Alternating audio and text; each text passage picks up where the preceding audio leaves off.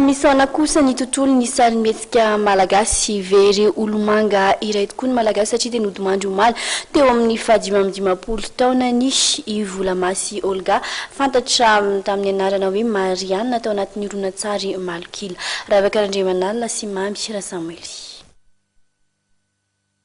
Nodimandry omaly tamin'ny 10 tao amin'ny hôpitaly Loterana Mahajanga teo amin'ny fahadimapolo taona ny Volamasy Olga fantatra amin'ny anarana Marianina tao anatin'ny horonan-tsary Malokila.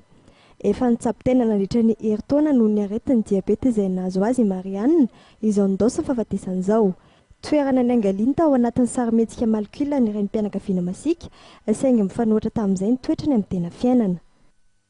Misy arana indray misy zavatra zany tsy ampoizinay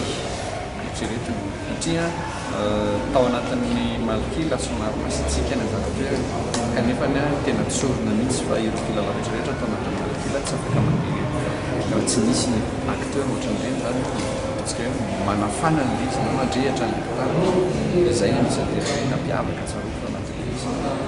dia izahay matetika zany izahay indray mametra n'ilay hoe roty salama na mety tsovitanao ty efa lehibe anao fa izy tena miezaka manaraka ny treatment tanymihitsy.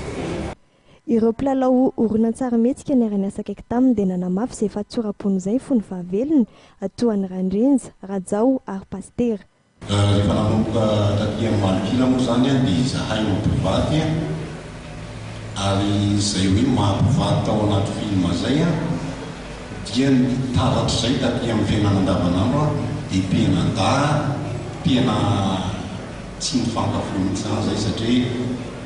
tonga any Mahajanga izahay dia izy no mitady trondro anay manomana zavatra bedibe rehefa andeha ohatry izay.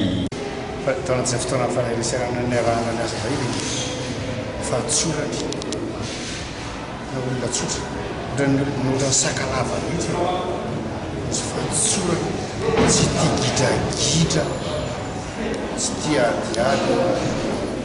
fa manaky fandamina zay fa miatsy ireo gasy koa izy indray tia sangisangy zay fa izy raha sangy tsy ditanao sangy memy loatra pastera zay zao dia manano loatra zany mahafinaritra be izy rehefa manao zay satria ohatrany ohatrany tsy alatsany moramora alatsany moramora nefa dia latsaka ihany ko ianao. Ny taona 2004 no niditra teo amin'ny sehatra sarimihetsika Marianina ka nitana toerana nalaon'ny toerany fatiny izy tao anatin'ilay tantara mitohy nampitondraina laotene jiabijiaby. Ny taona 2007 izay nanombohan'ny sarimihetsika Malokila kosa izy dia nandray anjara hatrany amin'ny toeram-pilalao fototra nanomboka teo amin'ny andiany voalohany ka hatramin'ny 17 ny Malokila. Raha pitso moa dia hiala ao hatrany ao amin'ny Petit Plage Mahajanga hiazon'ny Hôtel de Ville Mahajanga ny razana izay toerana andraisana ny fiaretatory ary ny alatsinainy kosa izy no aterina ny fasan-drazany any an-tany razany any Mahajanga.